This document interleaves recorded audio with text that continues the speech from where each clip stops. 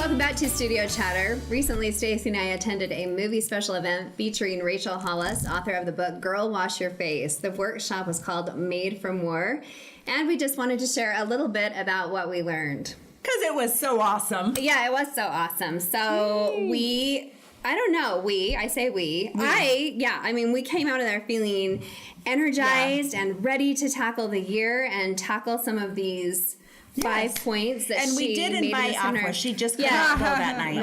Right. So Afua, just jump in, like, as you find things. The things that really stuck out with Natasha and I were the 5 habits to success.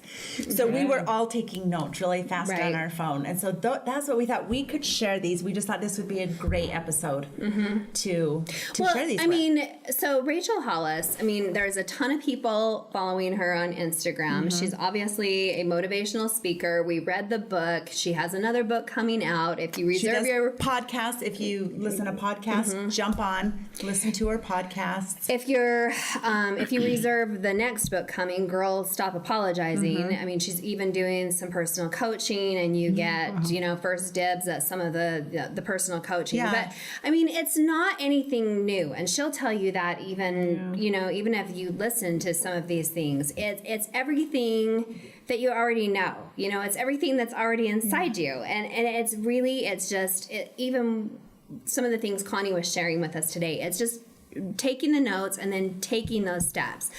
So I'll go ahead and take point number 1. Okay. And really, even before we jump into point number 1, before she even started, the first note I took, she said, life is happening to you or for you. And I love that, because nobody's in charge of your life but you. Yeah. So really it's up to you, and nobody's dreams. Your dreams are nobody else's dreams. So you have to take charge of those dreams. But number 1 is your physical environment. And I've really, really taken this to heart. So some changes in my own environment this week. I'm cleaning up that office space. I'm like, you can't have, that thinking space in clutter.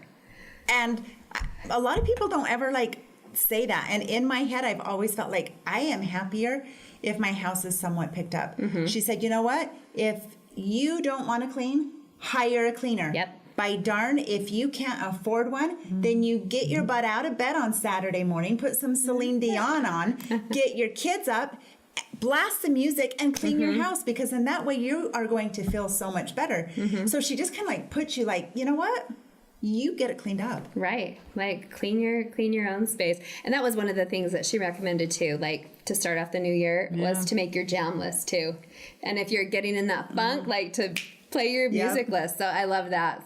And she did say, start with your room. If you wake up and you just see all this clutter around you, you're not in the right frame of mind to just start your day off and go to town and accomplish the things that you dream of accomplishing. Yep. And I'm totally guilty of that, especially in my closet. I'm still working on the closet because I'm guilty of taking the things that are on the top.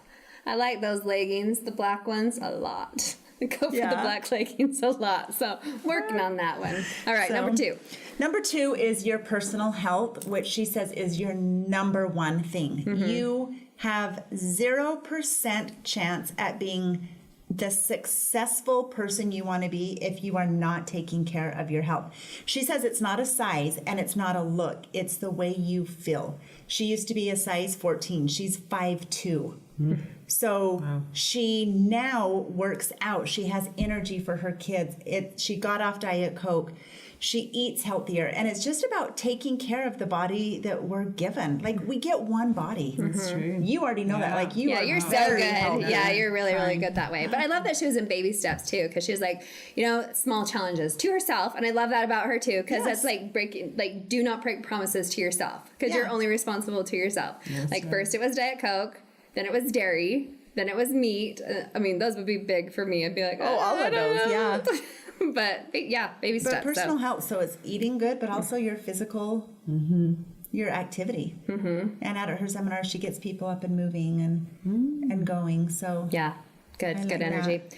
Okay, I love number 3. I love this one. So number 3 is this is awesome. Community. You are the combination of the 5 people you spend the most time with. Have you heard that before? I have. Okay, Natasha hadn't. I hadn't heard that. I'm like, love that's it. awesome. So I'm like a toddler and my husband.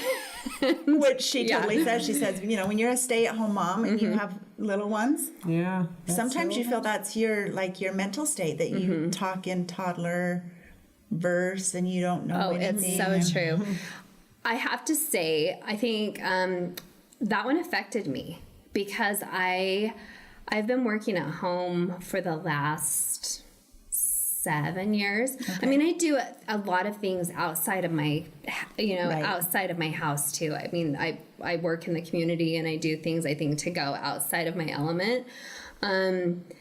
But they're like, if you're also the smartest person in those 5 people, and I don't believe that I am by any stretch of the imagination, but then you're not surrounding yourself Yeah. or like, expanding your mind or doing things. I'm like, oh gosh, I need to do better because I used to be around a lot of other people, like Yeah. in more office space and really challenging myself or, Right. knowledge is power. So I'm like, I need to do better in that. So Yeah, I think what I took away from it is who helps me grow.